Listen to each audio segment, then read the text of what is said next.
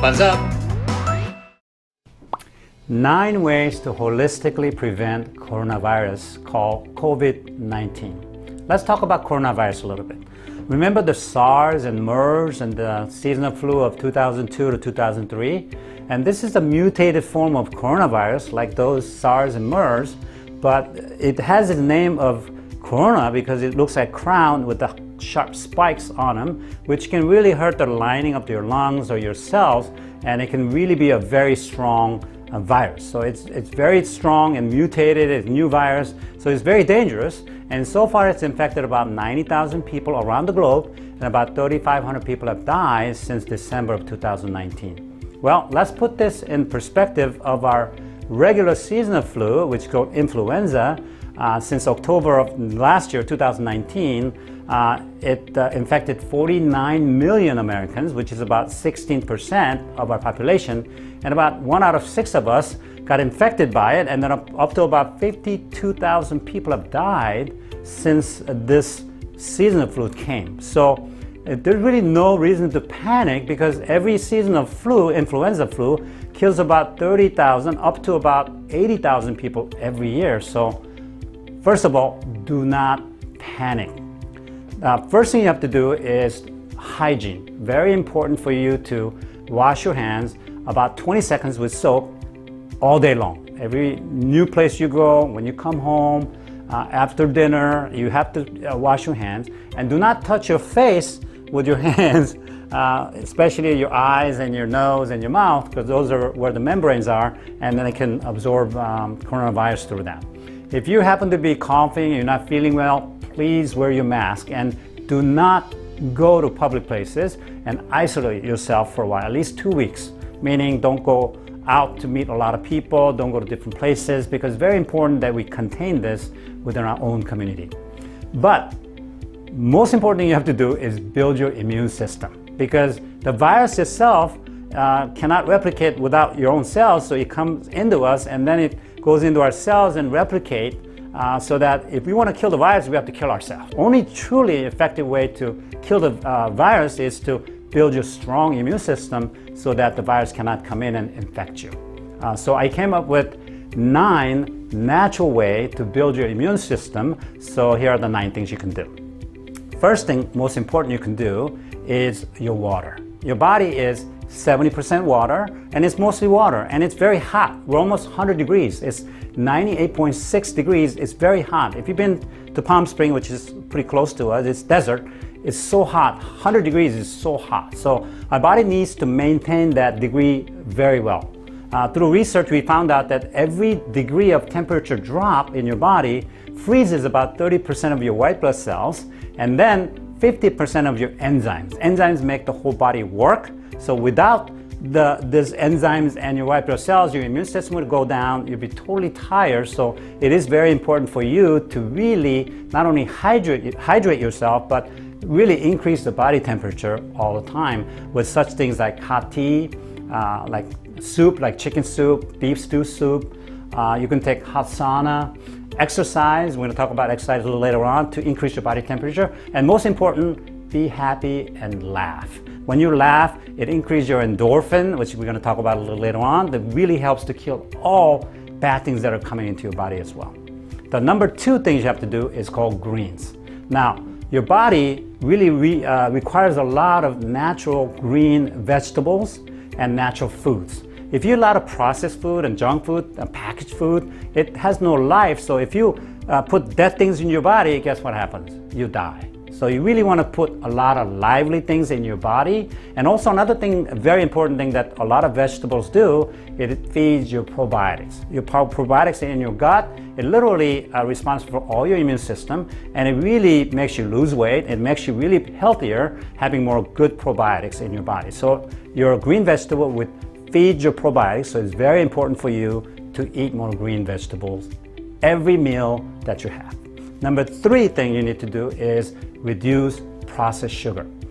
You need to really reduce junk food, packaged food that we talked about, but also really need to reduce the amount of sugar intake. Sugar is very acidic, and it goes into your body, ends up in the place that you don't want, ladies in here, gentlemen down here, and then it really gets a lot of fat from sugar being processed into fat. So it's very important to reduce amount of junk food and packaged food and processed food at this time. And the fourth thing you have to do is increase natural fat.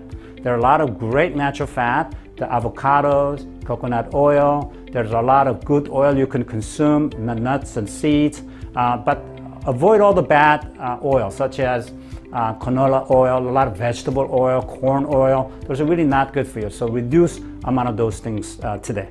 Number 5 things you have to do is you have to really supplement a lot. You need a lot of supplements to improve your immune system, especially the most important one is vitamin C. Now, vitamin C is most powerful to really combat your virus or any bacteria that's coming into your body. So highly recommend, if you started coming up with this flu, I want you to start taking 1,000 milligrams of vitamin C every hour on the hour until you feel better. And you take the buffered one because buffered one doesn't upset your stomach. Also, vitamin D is very important as well. I usually recommend people to take about 5,000 international units, but if you started coming on with something, then you really need to triple and quadruple, up to about 20,000 international units. Obviously, you need to check your vitamin D level, but it's very important to up the level of vitamin D. Also, minerals such as zinc is very important. Calcium and magnesium, very important for your immune system build-up as well. So at our center and our wellness center, we created either IV, drip, or push that would have all these vitamins and minerals and then put it right into your vein, because when you take it orally, only about 20% of them are absorbed. So it is very important for you to get the IVs. If you cannot come to our center, then you look for a center that provides those services to go get your IVs done, probably on a weekly basis to boost your immune system. I'll also put a link underneath here for our center so you can come and check out the numbers and call us for our pricing and everything else. The next thing you have to do is your probiotics. Probiotics is very important for your general immune system buildup, and you need to eat a lot of probiotic rich food like kimchi, sauerkraut, pickle, and all those things as well.